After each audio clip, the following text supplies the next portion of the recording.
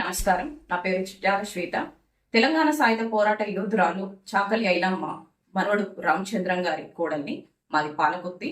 చిట్యాల రామచంద్రం గారు పాలకుర్తిలో 22 సంవత్సరాలు సర్పంచ్గా పనిచేశారు. సోమవారం సాయంత్రం సట్ల అంజలి అనే మా రజక జాతి ఆడపడుచు హత్యకు గురి కాబడింది. ఆమె చాలా కార్యక్రమాల్లో కళాకారిణిగా పాల్గొన్న సందర్భాలు ఉన్నవి. ఆమె ఈరోజు మా మధ్య లేకపోవడం చాలా బాధాకరం.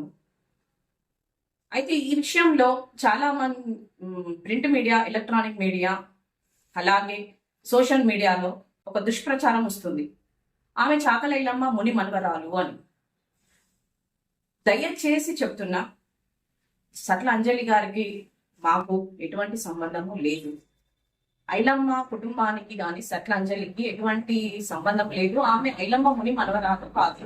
దయచేసి ప్రతి ఒక్కరు ఈ విషయాన్ని సోషల్ మీడియాలో వచ్చిన దాన్ని ఫార్వర్డ్ చేసుకుంటూ కామెంట్స్లలో అంత గొప్ప యోధురాలు కడుపున కుటుంబంలో పుట్టిన మహిళకు ఇలాంటి కూతురు పుట్టడం ఏమిటి అని ఒక కామెంట్స్ చూస్తుంటే మాకు చాలా బాధాకరంగా ఉన్నది.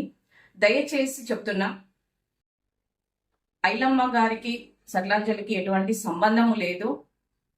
దీన్ని మీరు పబ్లిక్ లో ఇలా తీసుకెళ్లి సమాజంలో ఐలమ్మకున్న పేరు ప్రఖ్యాతలను చెడగొట్టే విధంగా సోషల్ మీడియా కానీ, ఎలక్ట్రానిక్ మీడియా, ప్రింట్ మీడియా వాళ్ళు చేసే దుష్ప్రచారం చూస్తుంటే చాలా బాధాకరంగా ఉన్నది.